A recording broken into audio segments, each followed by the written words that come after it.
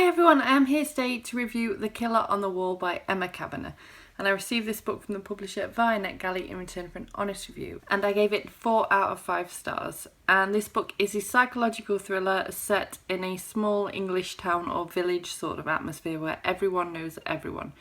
So the story kicks off with us being introduced to the fact that 20 years ago there was a killer in the village or town that was murdering people and leaving their bodies against Hadrian's wall, and this was all thought to be done and dusted. The person is behind bars, and the village has just been trying to sort of move on from that, and over time this has happened. However, many people were affected at the time, and now 20 years on, bodies have started showing up again with the killer's MO, and so everyone thinks, well, how can this be happening again? There must be a copycat because the actual killer from before is behind bars.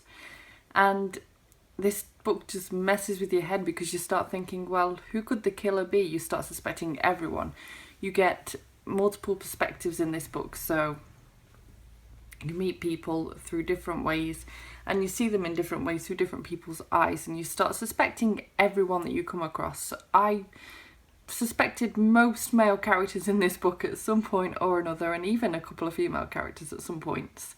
However, from early on I did have someone who was sort of more high up on my list of suspects, and that person did actually end up to be the killer, which is why this book got 4 stars rather than 5, because if I could guess who the killer was, then that does take a little bit of something away from the book for me, but it was still a fantastic read. So one of the main characters that we follow in this book is a woman named Isla, and she was affected from the killings early on, back when they first started, and also in this series too. And it was actually her father who put the original killer behind bars. Her father is the local policeman. It was really interesting to get the insight from the police side of things from both accounts, from both periods of time, and also from other people in the village, and how it affected different people. And no one really truly got over the trauma of the first set of killings.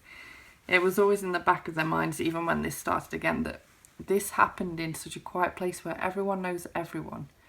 And Isla is actually a psychologist, and in her line of work she has actually been questioning the original killer, and so everyone thinks that this has somehow triggered the killings to start happening again, and that maybe he has found someone to do his work for him outside of prison. And I just thought this was such a really interesting read from that perspective, to get this perspective and then other people's perspectives and the police perspective. It works so well. Another one of the characters we follow who I really grew quite attached to is a lady named Mina, and she works for the police. And she wasn't around for the first set of killings, but she's here for this one, and she really wants to make a mark with this case and work on this case really hard. And so you get her analysis of what's going on at the time through the police now, and I just thought that it was such a clever way to do this book. The book definitely had a really strong beginning, and there's nothing better than a psychological thriller pulling you in from the very first page.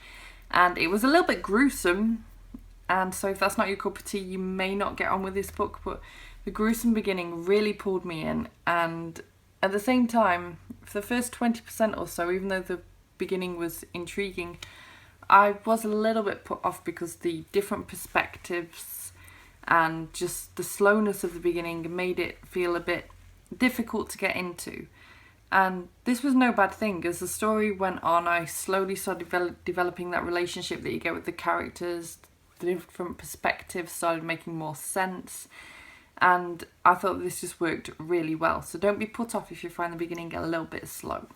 And because of the subject matter, it really sort of chilled me to the bone. I don't think I've felt this scared from a book in a long time. I was genuinely a little bit scared reading this at night. I'd be like listening out for noises while also reading this, just because you don't know who the killer is in the book, and it really starts making you quite aware that it could be anyone. Do you really properly know someone? It just raises all these questions. I've never read anything by this author before, but I would definitely be checking out more of her work because, as I said, I thought this was a really strong book, and it would have got 5 stars from me if I hadn't guessed from so early on who the killer actually was. And as I mentioned, I did sort of flit around with other ideas of who the killer might be, but I never really properly assumed who the killer was until quite a way in. And even then there were things to throw you off, but it didn't feel like a full 5-star read, because one of my suspicions did end up to be correct.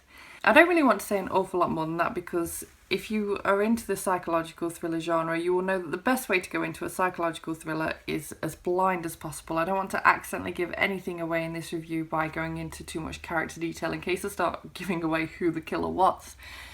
And I really just want you to experience this how I did, which was to go into it relatively blind. That is the best way to get into this book, and I highly recommend that you pick it up. Thank you so much for watching this review. If you liked it, please give it a thumbs up. Subscribe by clicking the image of me just there if you want to see more book reviews and other bookish content from me. And I will see you with another review soon. Bye bye!